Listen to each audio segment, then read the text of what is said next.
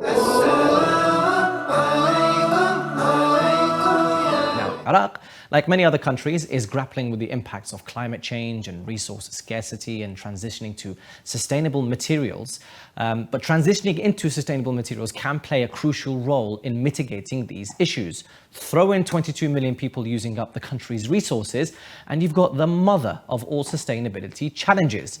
That's why I'm delighted to have with me in the studio Haj Mukhtar Amir Ali Karim, CEO of the Lady Fatima alayhi salam Charitable Trust, whose sustainability work in Iraq has prompted me to get in touch with him and discuss more around this topic. Haj Mukhtar, assalamu alaikum. Wa alaikum salam wa rahmatullah. Hope all is well. It is indeed. Fantastic, fantastic. So I guess that first and foremost, just to kickstart, a bit of a brief around Lady Fatima Charitable Trust, or I think it's called LFT, right? That's correct. For sure. Yeah, so Lady Fatima Trust. That's right. Tell us a bit more about the LFT and I guess some of the work that they're doing in Iraq specifically. Sure. So the Lady Fatima Charitable Trust has been around for the last 27 years. And over the last 5 years, I've been blessed with the opportunity to serve it a little more closely. Yeah. And in this time, we looked at what the first 20 years of the trust helped us to achieve. And we can't take it away from the fact that in our name is a mother, a really powerful mother. And that mother's service to humanity is something that we're looking to celebrate, but help push forward ideas that look at what the issue is, how we're going to address them, and what that means for the future. Right. So the 5 key areas we look at is healthcare, particularly maternal healthcare, and the good health of mothers and babies. In Zanzibar, we're just embarking on a project where 500,000 children born over the next decade will be born at a facility that the Lady Fatima Trust has empowered. So that looks at how we get the health of a nation empowered through a mother, Lady Fatima, salam alayha.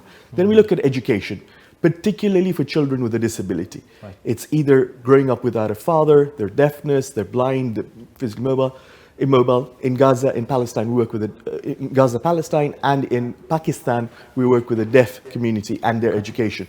The third area that we look at is access to water. And that is perhaps what we're going to touch on a little more. Right. 800 million people lack access to clean water. And that is something that I believe that we can empower people to have better access to water in the name of Imam Hussein, but serving in the name of his mother. The fourth area is mothernomics, an area of its own divulge. And that's started again in Karbala. So if we're talking about our work in Iraq, mothernomics there. The fifth area that underpins all the others is mental health well-being. Wow. And that's, again, an area for discussion. We're in World Mental Health Wellbeing Week. Yeah. But inshallah. So it's quite a bit of work. That's Alhamdulillah. What's your role within all of these projects then? So I'm the CEO. You'd say lucky enough to observe the difficulties, try and work with teams of experts and see how solutions can be derived, reach out to where the resources are, and put all these together. Right. In all the work we do, like I said in Zanzibar, like in Karbala, all these places do not seek to replicate the civil administration that's going on there. We respect the local traditions, the local circumstances, but challenge the way the outcomes are derived. Right. Strengthen government. In the project we're about to talk about, strengthen the Atabat in the manner in which they're able to serve the Zuwar of Imam Hussein alayhi salam. Now, you've mentioned Atabat, and I think one of the notes is the need to serve the Zuwar and create a capacity for a better life for those in Karbala all year round. What's prompted you to look into this area specifically in Karbala and the need to kind of serve the Zuwar and create a better life? Why is it that you're looking into this work? An excellent question. 3 key areas. Okay. We focus on Karbala as a place of visitation. Some of you may have heritage there and visit family and spend longer there and have grandparents, uncles, or aunts stories. For myself, my heritage is not within that region. So I only get to see it in the blessed days of Sha'ban or the blessed days of Muharram, of Safar. But that there are 9 other months in the year. I always joke with my Muslim friends to say that there aren't only 2 months in the Islamic calendar, Ramadan and the rest of the year, right? There's the rest of the year where things go on and we don't really get to see what's going on there, right? So whatever solutions we're bringing in, say for example, just to help segue into this project, we're looking at the lack of access to clean water. If that lack of access happens when things are really constrained over Arba'in, in Najaf, over Ghadir, over 28 Safar, the key pinch points, what is happening the rest of the year? And if we are enabling a solution to cart box loads of little canisters of water during that period, then what happens when we're gone? So is there something that we can develop so that with the barakah of the visitations of Imam Hussein, Imam Ali, and the Aimma buried in Iraq, we are able to transform the lives of those from surviving and struggling to survive to thriving.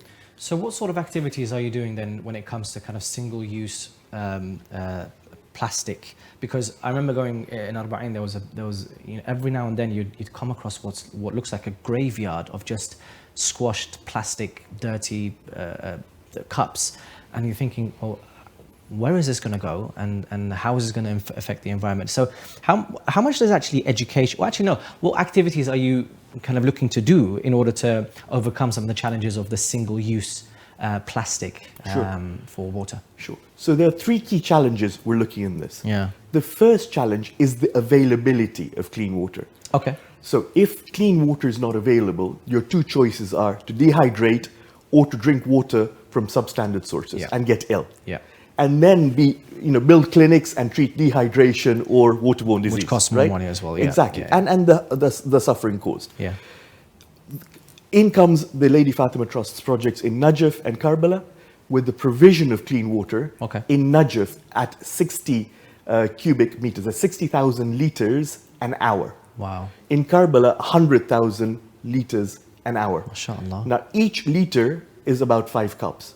Okay. So, all in all, we're looking at 3 million liters a day, maximum capacity, 15 million cups. Wow. And the total, if you were to amortize the cost, forgive me for being of Khoja heritage, we always look at the bottom line financial. If you're looking at the financial cost of installing this machine in Karbala, for instance, and its running cost over 10 years, the cost of a cup of water, clean water, better than what you get in those disposable cups, goes down phenomenally. The daily cost of providing the 10 million cups of water is less than $200. Wow. If you were to amortize it over 10 years. Wow. So on a cost basis, it's a no-brainer. Right. The second area you're then looking at is when plastic is consumed, just like you alluded to. Large mountains of plastic left behind. But let's go a step before that. Right. When these plastic cups are left in the heat and the extreme heat, carcinogens have been known to be released in the drinking supply water.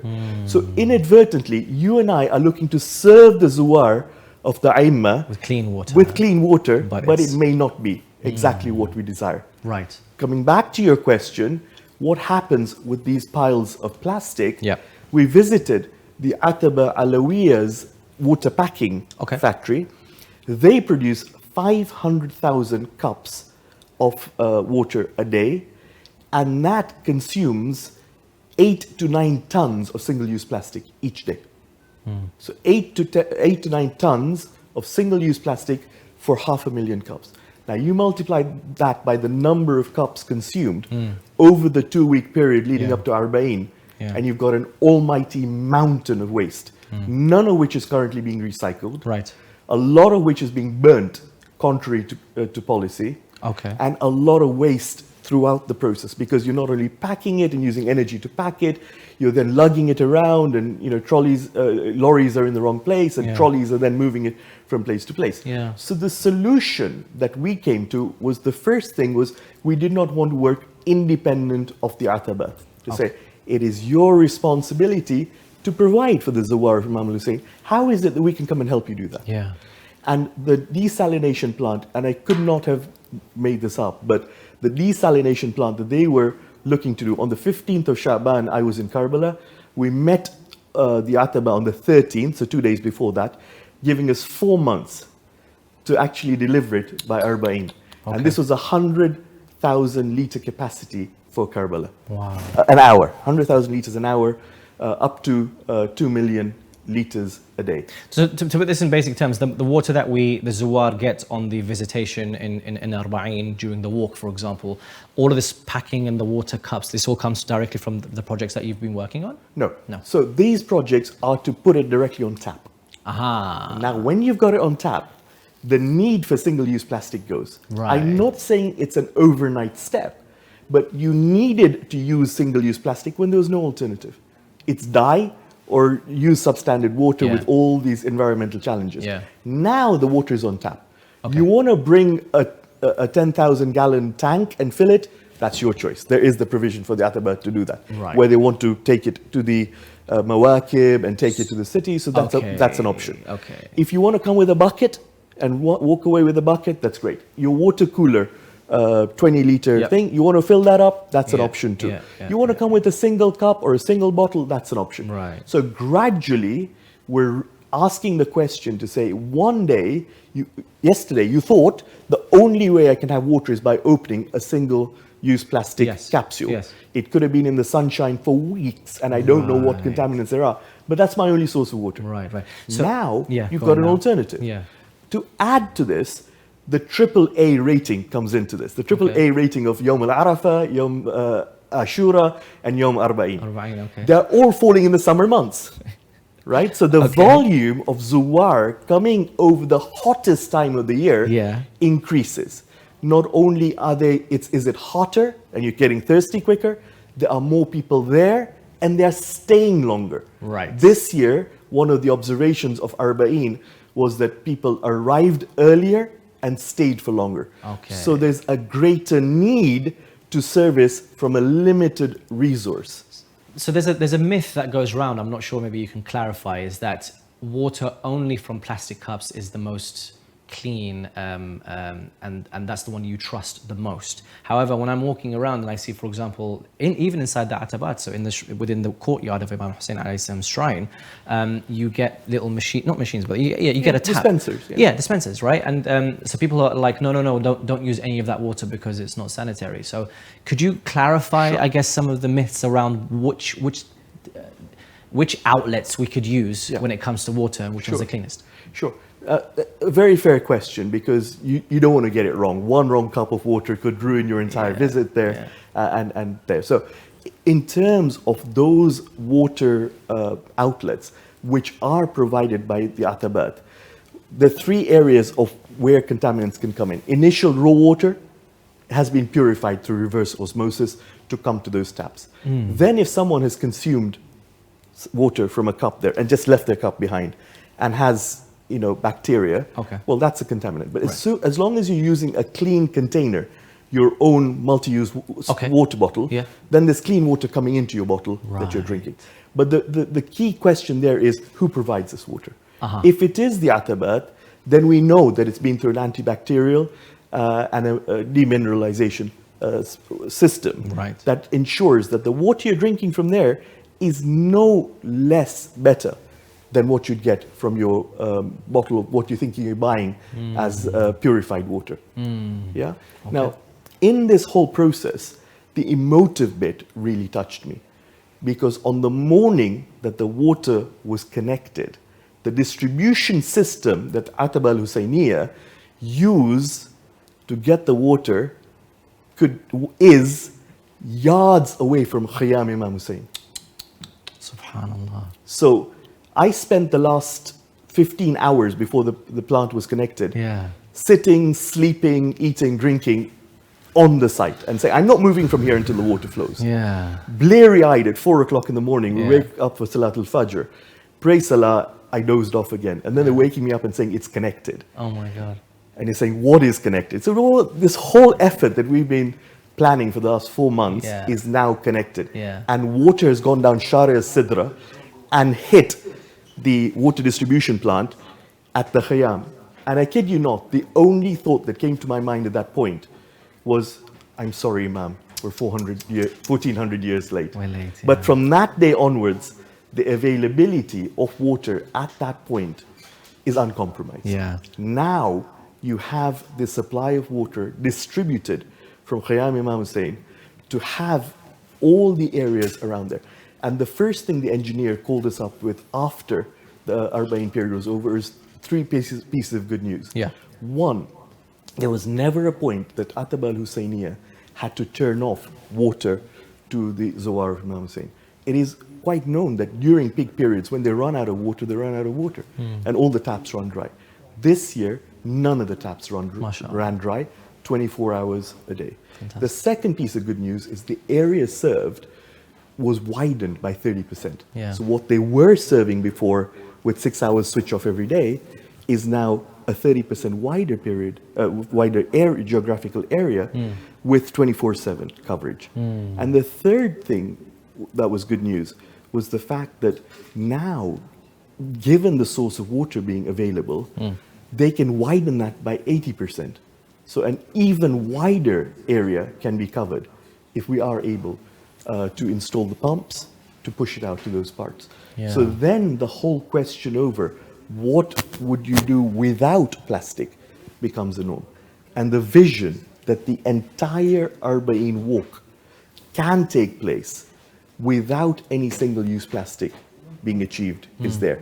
And we can focus on wider visions, like if there is water, what crops can you grow? Wow. And how can we have the entire Ziyara Arba'een with crops locally produced? So the carbon footprint of that entire journey is minimalized to the extent that you're taking out carbon from the process of the consumption of water, the production of food, and offsetting that against the air travel that people have to come in. There's a couple of people I'd like to shout out for this, if I may. The Green Pilgrims movement by Sister Zahra Ali from Pakistan has been championing this at grassroots level for a while to say, why don't you take reusable crockery, cutlery, cups to do that? A lot of donors came forward with great generosity and continue to do so. Because the next ask is, can we do this again? And just yesterday, the head of the Ataba Al Husseiniya said, we need one more. So this has to be replicated to make this effective. And I've got to shout out the Jaffer Family Foundation for saying, we stand with you, whatever it takes to make this happen. So, alhamdulillah, the way forward is clear. We know what is needed, we know what can be achieved. The one call I would make for action is collaborate. Because suppliers will always be suppliers. If someone does not get a contract from Mullah Ali Fadl Foundation, they might come to me and say, hey, you don't want him to get there first. Can the Lady Fatima Trust come right? And say, hang on a minute. I can pick the phone up to Mullah Ali Fadl Foundation and say, why did you reject that project? Why did you go with an alternative supply? Why did you choose to do things differently? So rather than playing one against the other, if we're a collaborative piece, the work that needs to be done is greater than our capability to reach it. But if we do play as a team, we'll reach a further distance than if we're all, distracted by he's done one, I've got to do one, he did two, I've got to catch up. Absolutely. Absolutely. We can have this discussion for a long time, Mukhtar, but genuinely from what you've been saying is very, very profound and very valuable. And I'm hoping that the dear listeners and the dear viewers at home have learnt a thing or two about because the thing is, with Arba'een, you come, you enjoy the resources, you don't know what kind of work is going on behind the scenes. So thank you very, very much for your time. And inshallah, maybe in the future we can create a program and talk more about these projects and create awareness for it. Inshallah. That'd be an absolute delight. And thank you for making the time, because in the world of charity, there's the Instagrammable project and there's the project that makes a long-term difference. And we're hoping through these projects that we've discussed and many more in future that we're blessed to serve in the name of Sayyidah Fatima Salamullahi Alayha, that we're able to leave a transformative change, not only in these projects, but in the way others are thought through as well. Bless you, bless you. So thank you very much to Mukhtar Karim for his very, very valuable input into the whole sustainability, the water project that goes on behind the scenes in Karbala and wider Iraq as well. So thank you very much, Hajj Mukhtar.